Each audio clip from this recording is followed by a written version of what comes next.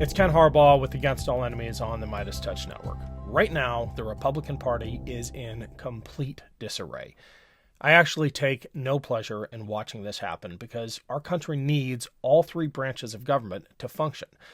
And the chaos in the Republican-controlled House of Representatives is hurting the country. If you think I'm overstating things, there is another government shutdown looming, and the Republicans have no plan to avert it.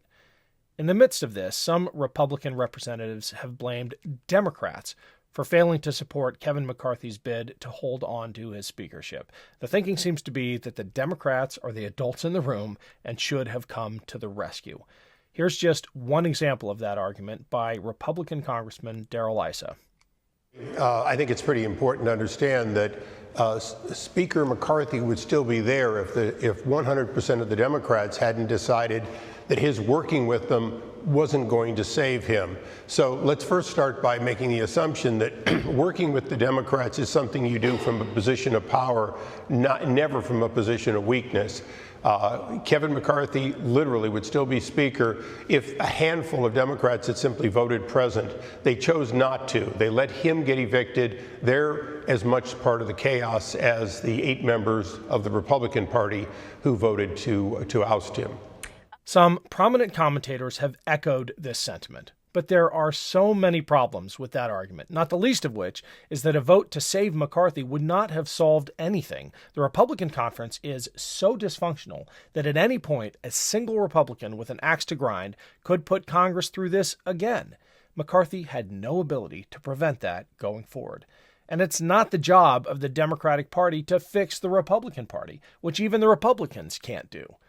The pettiness of Republicans who blamed the Democrats for their own dysfunction was on full display as the interim Speaker, Patrick McHenry, in his first official act, evicted Nancy Pelosi from her House office while she was attending the funeral of her friend, late Senator Dianne Feinstein.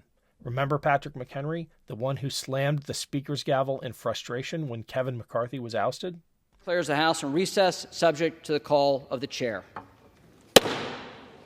Of all the reasons for Democrats not to support keeping Kevin McCarthy as Speaker, Liz Cheney makes the best case of all. Here she is at a speech at the University of Minnesota, reminding us who Kevin McCarthy really is.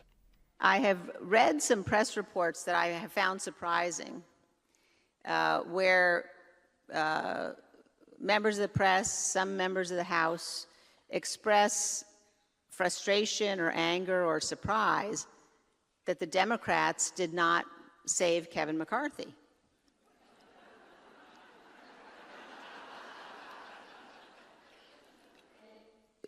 Kevin McCarthy, at every moment over the course of the last 2 years, has done more to enable and collaborate with and apologize for Donald Trump. Kevin McCarthy stood on the House floor an hour after the Capitol had been cleared and said that the objections should continue. He released security tapes to Tucker Carlson. He refused to abide by a subpoena that had been issued by the Select Committee, and on and on and on. So the Democrats made what is a principled and honorable, and in my view, the right decision to say we cannot abide by that. The Republicans need to choose their speaker. They're in the majority, but we are not going to help to enable somebody who has done those things and who has apologized and appeased Donald Trump. I think they did exactly the right thing, and it was a courageous show of leadership.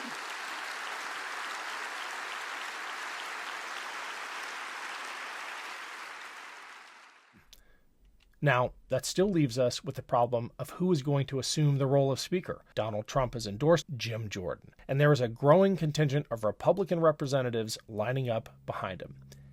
If that is who they truly want as their leader, I dare them to have that fight in public on the House floor for all Americans to see. Because if Jim Jordan is indeed representative of today's Republican Party, Americans should know that.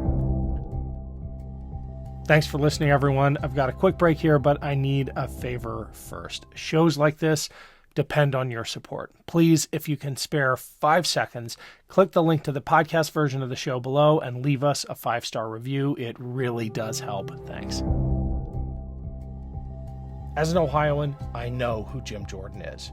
When a 10-year-old girl from Ohio was raped and forced to flee the state because of our draconian anti-abortion laws, Jim Jordan said the story was a lie. Then, when the story was confirmed, he refused to apologize and blamed Joe Biden. Today, no apology from a sitting Ohio congressman and a leader in the House Republican Party for getting the facts wrong on a flashpoint in this new post-Roe world. This week, a Columbus man was charged with raping and impregnating a 10-year-old girl. That girl then traveled to Indiana to seek an abortion because she could not get one in Ohio.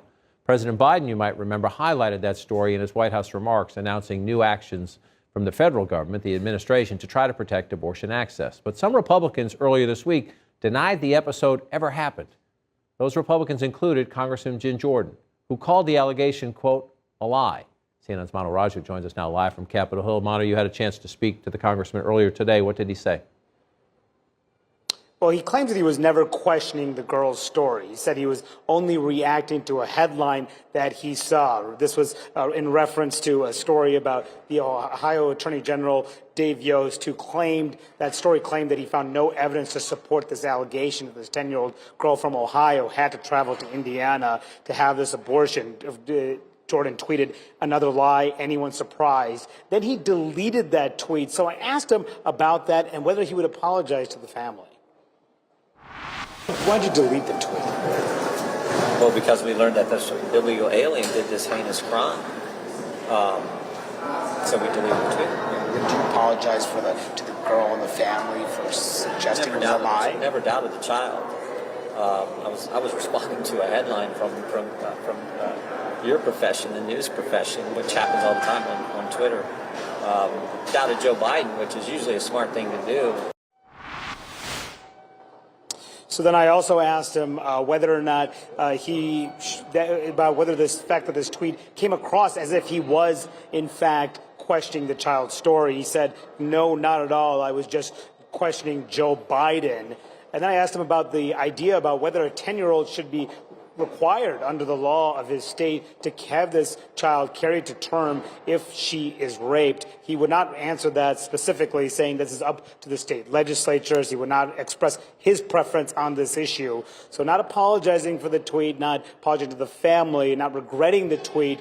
If Republicans want to elevate Jim Jordan as their leader in the House, bring it on. We'll have that fight in the full light of day, and we'll show just how brutal and anti-democratic today's Republican Party has become.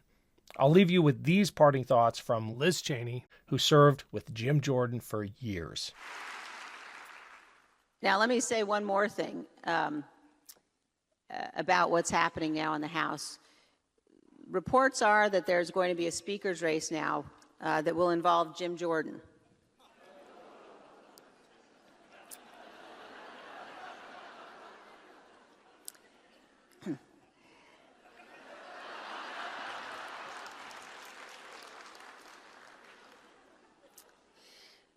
Now,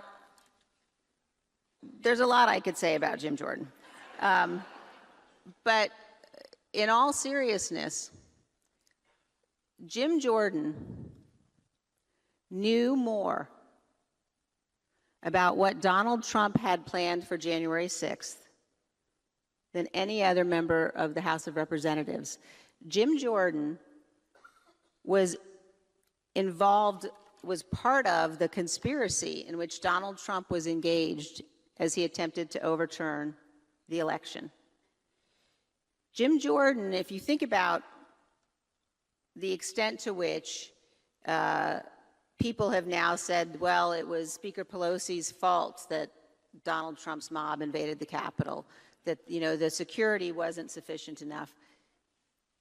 The person who knew, there were probably more than just Jim, but there was a handful of people, of which he was the leader, who knew what Donald Trump had planned. Now, somebody needs to ask Jim Jordan, why didn't you report to the Capitol Police what you knew Donald Trump had planned? You were in those meetings at the White House.